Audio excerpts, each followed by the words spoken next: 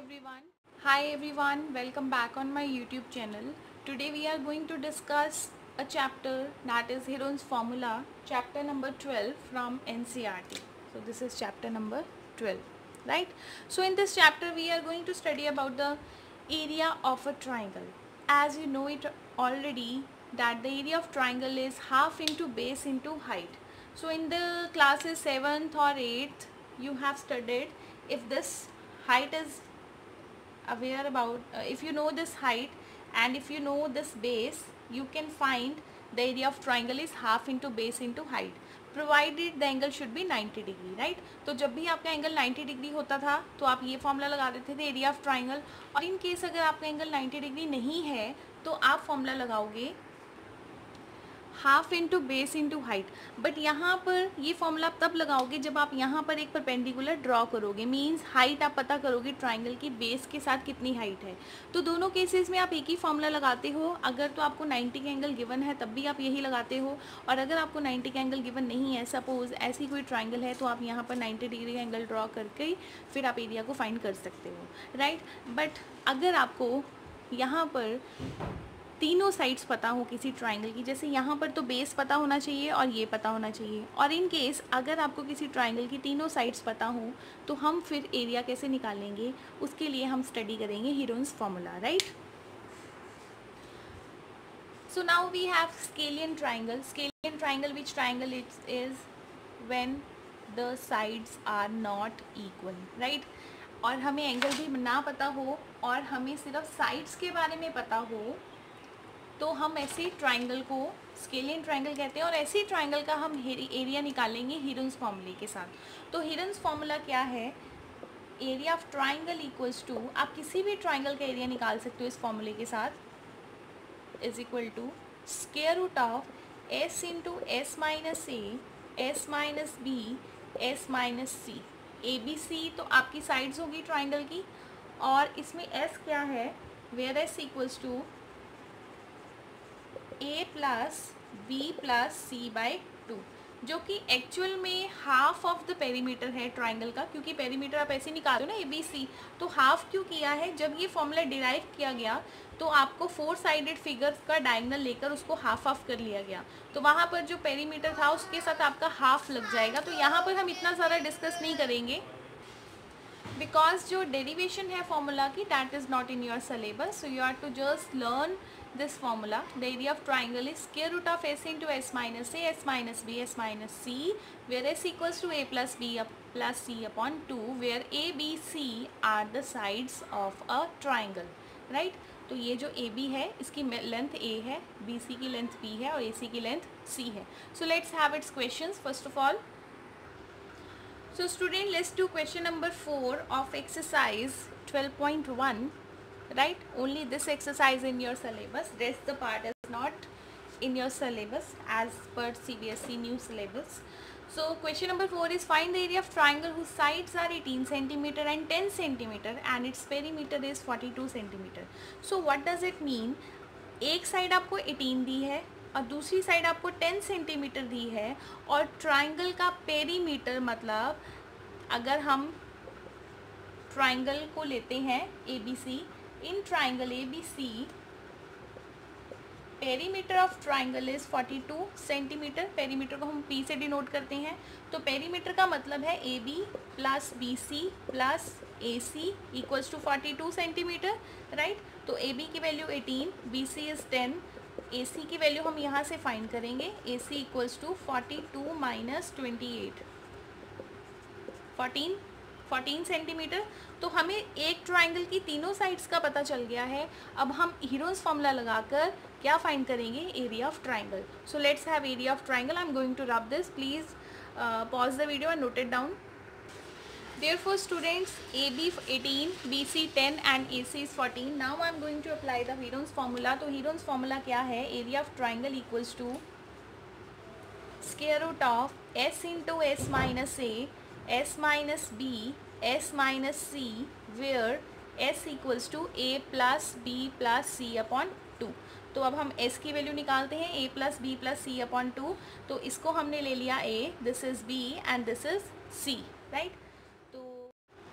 18 plus 10 plus 14 upon 2, it becomes, already हमें पता ही था इसका सम 42 है, 42 अपॉन 2 21, तो हमारी एस की वैल्यू आ गई है 21।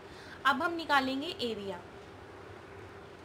तो बेटा इस एस की जगह मैं पुट कर रही हूँ 21, 21 माइनस 18, 21 माइनस 10, 21 माइनस 14। ठीक है, आप ए बी सी की वैल्यू पुट कर दोगे।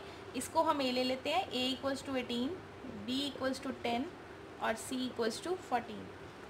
तो जस्ट अब आपने इसकी फैक्टर बनानी है, इसको कभी भी मल्टीप्लाई नहीं करना, मल्टीप्लाई बहुत लेंथी हो जाएगी। आप इसको डिवाइड करके फैक्टर बनाओ 7, राइट। 21 को आप लिखोगे 7 into 3, this 3 as it is, 11 as it is and 7 as it is. तो अगर बेटा आप नोटिस कर रहे हो तो स्क्वायर रूट में से पेयरिंग में से एक पेयर बाहर आ जाता है, मतलब एक 7 बाहर आएगा और यहाँ से एक 3 बाहर आएगा।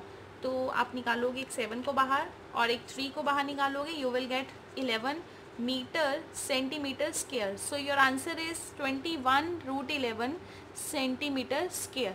सेंटीमीटर स्क्वायर क्यों डाल रहे हैं? Because we are doing area, और एरिया के यूनिट्स हमें स्क्वायर में ही देने होते हैं। आई होप आपको ये क्लियर होगा। Come to the next sum, question number 5.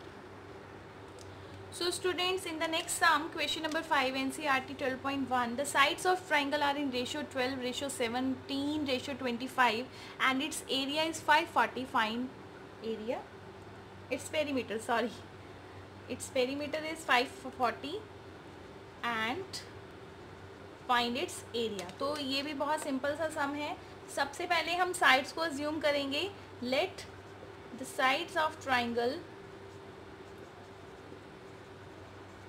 are 12x, 17x and 25x। क्योंकि हमें रेशो गिवन है तो रेशो में हम अपना क्वेश्चन ऐसे ही शुरू करते हैं। हमें कुछ अजम्पशन लेनी होती है कि 12, देखो इन तीनों को डिवाइड करने पर आपको ये रेशो मिलेगी। तो ये साइड्स होगी 12x, 17x, 25x, राइट।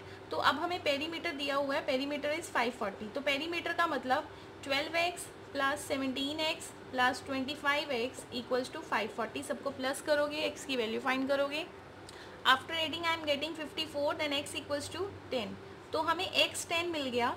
तो अगर हम साइड्स की बात करें, therefore a equals to 12x means 12 into 10 120 and b equals to 17x means 17 into 10 170, right. And the C is 25x means 25 into 10 means 250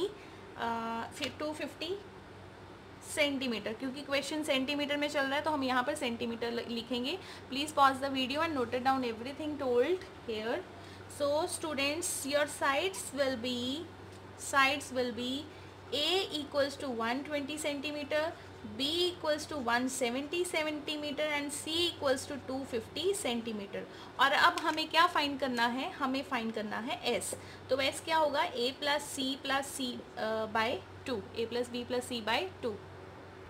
after calculation हमारा जो S है वो आ गया है 270। और अब हम एरिया को फाइंड करते हैं। तो बेटा एरिया का फॉर्मूला क्या था हमारे पास? Area equals to square root of S into S minus A, S minus B, S minus C। Just put the value. S is 270 into 270 minus A means 120। देखो बेटा आपका ये कंप्लीट नहीं ना होगा तो मैं इस रूट को बड़ा कर लेती हूँ बेटा, ठीक है। Next is 270 minus B, B means 170। Next is 270 minus 250। तो इसको हम सॉल्व करते हैं। ये सॉल्व करने पर हमें मिलेगा square root of 270 into 270 minus 120, it becomes 150। Yes.